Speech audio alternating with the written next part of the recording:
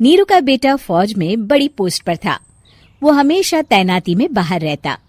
घर में अकेली नीरू बोरियत महसूस करती थी। नीरू की सहेलियों ने उसे सलाह दी कि वो अपने बेटे की शादी करवा दे। बहू के आ जाने से सब ठीक हो जाएगा। बेटा अपार, तू तो फौज में रहता है, मुझे घर में अकेलापन काटने को दौड़ता है। तू एक काम कर बेटा, शादी कर ले, फिर बहू के साथ मैं घर में आराम से रहूंगी। क्या माँ, मैं जब तक मेजर नहीं बन जाता शादी नहीं करूंगा।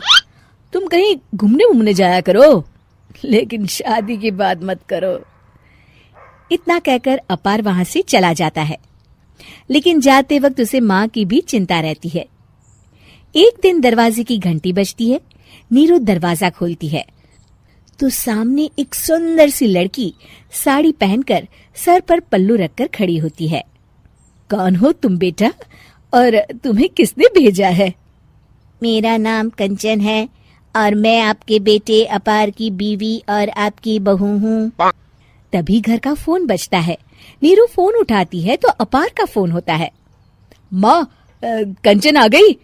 वो आपकी बहू है माँ, और मैंने उससे शादी कर ली है। आप अकेली रहती है तो मैंने आपके लिए शादी कर ली माँ। अच्छा बेटा, बहू तो आ गई, बहुत सुंदर है। अब ना मैं आराम से घर में खुश रहूंगी। इतना कहकर नीरू जैसे ही कंचन की तरफ देखती है, वो उसके पैर छूती है। नीरू कंचन को आशीर्वाद देकर गले लगा लेती है। अगली सुबह नीरू सोकर उठती है तो अरे, सारा घर कितना चमक रहा है। इतनी सुबह घर का सारा काम किसने किया? तभी कंचन हाथ में स्वादिष्ट नाश्ता और चाय लेकर आती है और टिपॉय पर रखकर कंचन के पैर छूती है। बहू को देखकर नीरू काफी खुश हो जाती है। वो कंचन से कहती है, कंचन बेटा, आज मेरे घर में किटी पार्टी है, तुम मेरी सहेलियों के लिए कुछ अच्छा बना लेना। माँ, मुझे अच्छा बनाना नहीं आता, आप बता दीजिए, मैं बना दूंगी। अरे मैं भी तो नहीं जानती। ऐसा कर, शाम को इटालियन खाना, सी फूड और हाँ, चाइनीज खाना बना लेना, ठीक है? कंचन नीरू की बात सुनकर खुश हो जाती है। हाँ माँ, मैं तो ये सब बना सकती हूँ, आप चिंता ना करें। शाम को नीरू की सहेलियां आती हैं, जहाँ कंचन अकेले बनाए स्वादिष्ट खाना बनाकर खिलाती है। वो सारी सफाई कर सबको खुश कर देती है। कंचन अंदर किचन में जाती है कि तभी नीरू की सहेली बोल पड़ती है। अरे नीरू, तेरी बहू तो बड़ी परफेक्ट है, तेरी हर बात मानती है और सारा काम भी अकेले करती है, तुझे शिकायत का मौका भी नहीं देती। लेकिन क्या फायदा, बेचारी नीरू का जीवन तो बहू के आने के बाद भी बोरिंग का बोरिंग ही रहा। क्यों, ऐसा क्यों बोल रही है? अब तो मेरे साथ मेरी बहू भी रहती है। हाँ, रहती तो है, लेकिन मैं ऐसी लड़कियों को बहुत अच्छे से जानती हूँ। ये सारे काम इसलिए करती है कि तुझे लड़ाई करने का कोई मौका ना मिले और तू फ्रस्ट्रेट हो जाए, समझी? नीरू भोली सूरत बनाकर कहती है, नहीं, मैं नहीं समझी। अरे, घर में सास बहू की लड़ाई ना हो तो घर भी भला घर लगता है क्या? मेरे घर में ही ले ले, सुबह से बहू के साथ लड़ाई में इतनी चहल पहल रहती है कि मन हमारा भी लगा रहता है और पड़ोसियों का भी। नीरू मन में सोचती है, बात तो सही है, अगर ये मेरी शिकायत के बिना ही हर काम कर देगी तो मैं क्या करूंगी?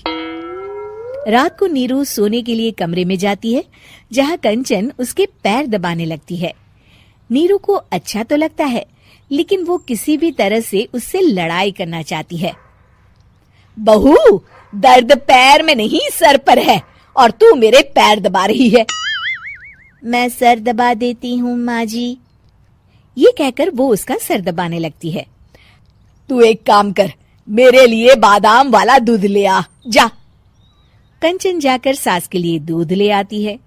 अब नीरू उसे जो कहती कंचन झट से कर देती। बहू, जरा छत से जाले निकाल दे। जी माँ जी। कंचन 5 मिनट में ही पूरे घर के जाले साफ कर देती है। नीरू तो देखती की देखती ही रह जाती है। कमाल है, ये तो हर काम कर रही है। तरस गई मैं तो इससे लड़ाई करने को। इतना कह के नीरू चली जाती है। नीरू को एक दिन कंचन पर इतना गुस्सा आता है कि वो सोच लेती है आज तो उससे लड़कर ही रहेगी। मौका देखकर नीरू कंचन को पैर से लंगड़ी देकर गिरा देती है, जिसके बाद जो होता है नीरू को विश्वास ही नहीं होता।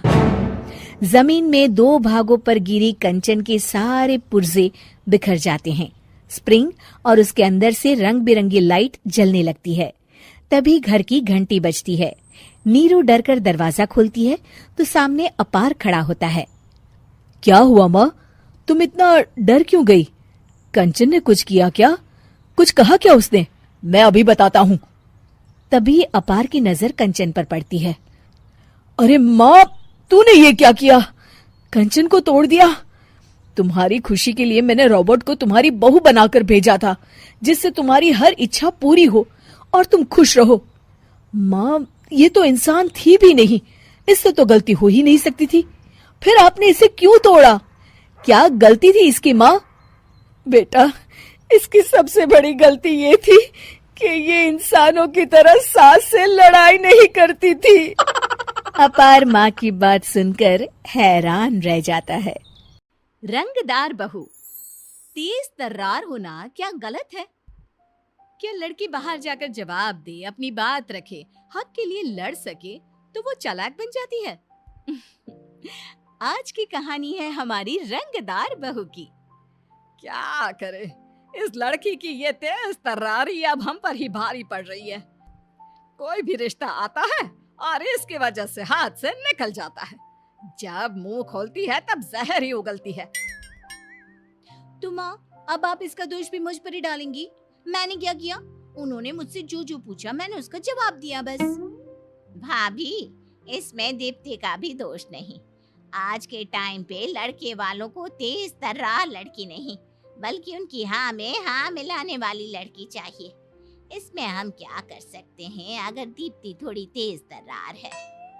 अरे ये लड़के वालों के सामने बाकी लड़कियों की तरह पेश नहीं आ सकती। इसको अपना तेजपना दिखाना ही होता है क्या? वैसे दीदी, मेरे पास ना दीप्ति के लिए एक बहुत अच्छा रिश्ता है, अगर आप बोले तो। अरे क्या सच्ची? अरे क्यों नहीं, बुलाओ ना लड़के वालों को। और दीप्ति, इस बार लड़के वालों के सामने अपना ये तेजपन्ना कम करना, एकदम शांत रहना, केवल हाँ और ना में जवाब देना। हाँ ठीक है, मैं जो नहीं हूँ वो मैं बन जाऊंगी, बस अब खुश। अगले दिन लड़के वाले दीप्ति को देखने आते हैं और उनको दीप्ति एकदम पसंद आ जाती है और कुछ दिनों बाद दीप्ति की शादी हो जाती है। शादी के बाद, अरे तुम्हारी बहू तो बहुत संस्कारी है। हाँ, वो एकदम ही सीधी और शांत है। नहीं तो आजकल की लड़कियां कितनी तेज तर्रार होती है, इतनी ज्यादा कि अपनी सास की बात भी नहीं मानती।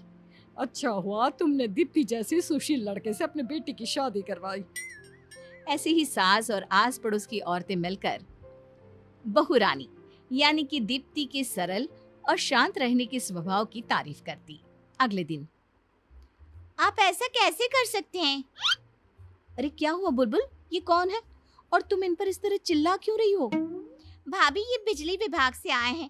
देखिए ना, मैंने इस महीने का बिल भर दिया है, लेकिन ये फिर भी बोल रहे हैं कि नहीं भरा है और कह रहे हैं कि नहीं भरा तो बिजली काट देंगे। हाय रे, घर में तो कोई मर्द भी नहीं है, कैसे होगा फिर तो? माँ जी, आप परेशान ना हो, मैं हूं ना। पर भाभी, हम औरतें कर भी क्या सकती हैं? अच्छा, ऐसे कैसे काट देंगी बिजली? क्यों भैया, उसने एक बार बोल दिया ना कि उसने भर दिया है, तो आप ऐसा क्यों बोल रहे हैं? मैडम, मैंने बोला ना इन्होंने नहीं भरा है। देखे, इस लिस्ट में इनका नाम नहीं है। अगर भरा होता तो यहाँ नाम होता, लेकिन नहीं है ना। बुलबुल, इनको बिल दिखाओ। ये देखिए, इसने बिल भरा है। अरे लेकिन मैडम, तो हमारे पास क्यों नहीं आया? अरे एक बार अपने सिस्टम पर जाकर फिर से चेक कीजिए, क्या पता आपसे कोई भूल हो गई हो। अरे नहीं नहीं मैडम, हमसे कोई भूल नहीं हुई है। अच्छा, आपने अभी तक देखा भी नहीं तो आप ऐसे कैसे बोल सकते हैं? आप सिस्टम पे जाकर खुद चेक करेंगे या फिर मैं वहां आपकी शिकायत करके खुद चेक करवाऊं? बिजली वाला मान जाता है। ऐसे ही बहू घर की हर परेशानी को अपनी सूझबूझ से हल करती। घर की परेशानियां तो करती ही, साथ साथ में बाहर की भी। फिर एक रोज, माँ, हम लोगों ने बुलबुल की शादी जहाँ तय की थी ना, उन लोगों ने रिश्ता तोड़ दिया है। बोल रहे हैं कि दहेज कम है। हाय रे, इतना तो दे दिया शादी से पहले ही, और अब तोड़ दिया है तो उन्हें सामान वापस करना चाहिए। मेरी रोहन से बात हुई थी माँ, कह रहा था भूल जाओ, कुछ नहीं मिलेगा। तभी बहू आ जाती है। क्यों नहीं मिलेगा? चलिए उन लोगों के घर चलते हैं। मैं किसी को साथ में ले लेता हूँ।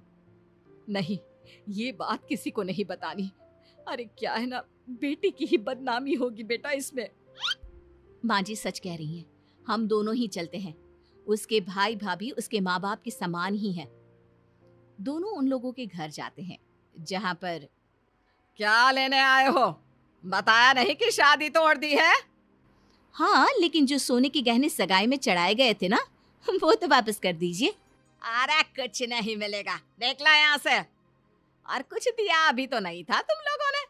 सबूत क्या है? अरे कैसी बात कर रही है आंटी जी, मेरी तो पूरी कमाई लगा दी थी मैंने, और आप कह रही कि अरे निकालो कोई इन लोगों को। तभी बहू पुलिस को फोन कर देती है। इंस्पेक्टर साहब, ये देखिए, ये फोटो में साफ दिख रहा है कि इन लोगों ने हम लोगों से गहने लिए। अब शादी तोड़कर वो गहने वापस भी नहीं देना चाहते। पुलिस के डराने पर वे लोग गहने वापस कर देते हैं। फिर घर आकर मान गए माँ, लड़की सीधी सादी दुनिया देखती है, लेकिन तेज लड़कियां अपनी सूझबूझ से बिना डरे परिवार को चलाती है। आज सारे गहने इसकी वजह से ही घर में वापस आए हैं, नहीं तो। कुछ दिनों के बाद एक ठेले वाला उनकी गली के बाहर ठेला लगाता है, जो गली वालों को बिल्कुल अच्छा नहीं लगता, क्योंकि ठेले का सारा कचरा उनकी गली में आ जाता है। भैया, अगर आपको अपना ठेला ही लगाना है तो कहीं और जाकर लगाइए। यूं गली के सामने लगाने का क्या मतलब है? आप लोगों के आने जाने का रास्ता रोक रहे हैं और उससे भी ज्यादा गली में कचरा कर रहे हैं। अरे मैं तो सालों से अपना ठेला यहीं लगा रहा हूँ और किसी को परेशानी नहीं है, तो आपको परेशानी क्यों हो रही है? भैया, तब की बात अलग थी। आप देख नहीं रहे, आपके ठेले की वजह से गली में रोज कितना कचरा हो रहा है। कोई इंसान ठीक से चल भी नहीं सकता, इतनी बदबू आती है। हम तो अपना ठेला कहीं और लेकर नहीं जाएंगे। अरे जा करना है आपको कर लीजिए। अच्छा ठीक है, आपको यहाँ ठेला लगाना है तो आप लगाइए। अब हम नहीं, आपसे पुलिस बात करेगी। आप ये जो गली के बाहर ठेला लगाते हैं ना, वो गैर कानूनी है। आपको पता है, अगर पुलिस को ये पता चल गया तो क्या होगा? आपकी ये दुकान बंद हो जाएगी और ऊपर से जो फाइन चढ़ेगा वो अलग। तो अब आपको सोचना है कि आप शांति से जाना चाहेंगे या पुलिस के साथ। जाता हूँ। अरे पता नहीं इतनी सी बात के लिए अब पुलिस को बुलाने की क्या जरूरत है। कुछ दिनों के बाद सास और बहू कहीं घूमने जा रहे थे और आस पड़ोस की कुछ औरतें बात कर रही थी। हमें तो लगा उनकी बहू बड़ी गुणी और शांत है, लेकिन ये तो बहुत तेज तर्रार निकली। देखा नहीं, हर जगह कैसे लड़ने पहुंच जाती है। हाँ सच बोल रही हो, उस दिन नहीं देखा ठेले वाले को कैसे धमकी दे रही थी। बेचारी सरिता बहन, सीधी सादी लड़की बोलकर उनके गले में डाल दी। अब बेचारी क्या सोच रही होंगी कि क्या सोचा था और क्या मिल गई। इतने में सास बोल पड़ती है, मैं सोच रही हूँ अच्छा हुआ मैंने जैसी सोची थी वैसी नहीं मिली। उल्टा दीप्ति जैसी तेज तर्रार लड़की मेरे घर बहू बनकर आई, जो अपनी सूझबूझ समझ से मेरे घर पे आने वाली हर मुसीबत से हमें बचा लेती है। इसके लिए मुझे तो भाई अपनी बहू दीप्ति पे बहुत गर्व है। पर आप लोगों को क्यों इतना बुरा लग रहा है अगर दीप्ति तेज तर्रार है तो? वो क्या है ना बहन, ज्यादा तेज तर्रार लड़की बिल्कुल अच्छी नहीं होती। तुमने देखा नहीं, उस दिन ठेले वाले से कैसे लड़ रही थी, उसको कैसे धमकी दे रही थी। अरे लेकिन वो ऐसा नहीं करती तो हम लोग आज भी उस ठेले वाले के कचरे से परेशान रहते, और आप लोग भी तो उस ठेले को हटाना चाहते थे। जो काम आप लोग नहीं कर पाए मेरी बहू ने अपनी समझ से कर लिया, इसमें दिक्कत ही क्या है। इस चीज के लिए आपको इसे थैंक यू बोलना चाहिए, लेकिन नहीं, आप तो उसकी पीठ के पीछे बातें बना रहे हैं। शर्म नहीं आती आप लोगों को? बहू का तेज तर्रार होना बुरी बात नहीं है, बुरी बात तब होती जब वो अपनी इस चीज का गलत उपयोग करती। इसलिए प्लीज ये कहना बंद कर दीजिए कि वो तेज तर्रार है तो ससुराल को बर्बाद करेगी। अरे वो तो अपनी इस तेज तरारी से अपने ससुराल को संवार भी सकती है, जो मेरी बहू ने किया है। दोस्तों, हमें उम्मीद है कि आपको हमारी ये कहानी पसंद आई होगी। कृपया हमारे चैनल को सब्सक्राइब करें और सभी अपडेट्स के लिए बेल आइकन जरूर दबाएं। और हाँ, वीडियो लाइक और शेयर करना मत भूलिएगा। Bye bye.